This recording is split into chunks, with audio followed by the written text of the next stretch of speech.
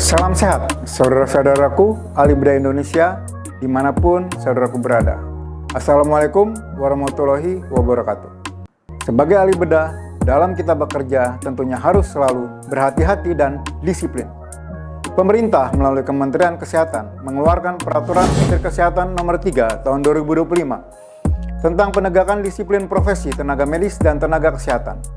Di dalamnya dideskripsikan 17 hal yang ditetapkan sebagai pelanggaran disiplin profesi tenaga medis dan tenaga kesehatan, yaitu melakukan praktik tidak kompeten, tidak merujuk kepada tenaga medis atau tenaga kesehatan yang kompeten, merujuk pasien kepada tenaga medis atau tenaga kesehatan yang tidak kompeten, mengabaikan tanggung jawab profesi, menghentikan kehamilan yang tidak sesuai dengan ketentuan peraturan perundang-undangan, penyalahgunaan kewenangan profesi, penyalahgunaan alkohol, obat-obat terlarang, dan zat berbahaya, penipuan atau tidak memberikan penjelasan yang jujur, etis, dan memadai, membuka rahasia kesehatan pasien, melakukan perbuatan tidak pantas atau tidak patut atau seksual, menolak atau menghentikan tindakan tanpa alasan, pemeriksaan atau pengobatan berlebihan, meresepkan atau memberikan pengobatan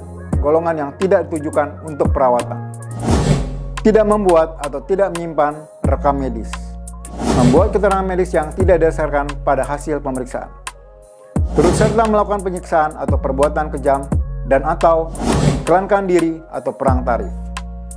Jadi saudara-saudaraku, hindarilah terjadinya 17 pelanggaran disiplin ini dengan bekerja sehati-hati mungkin, waspada, stay alert, sesuai prosedur dan standar profesi medis, dan tentunya selalu menambahkan keselamatan pasien atau patient safety.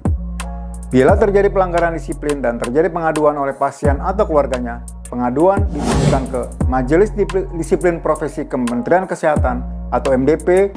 Selanjutnya MDP akan melanjutkan beberapa proses, diantaranya evaluasi, pemeriksaan, persidangan, dan terakhir berupa rekomendasi.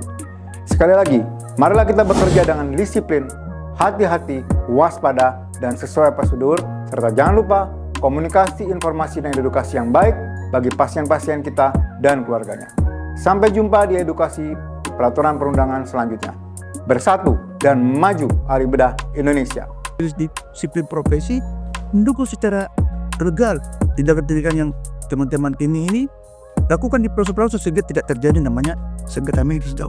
Kalau misalnya clinical privilege itu clear, diberikan direktur sebagai pimpinan tertinggi dalam Pasienkes untuk mengerjakan sesuatu, maka secara de facto, secara de jure aman tuh.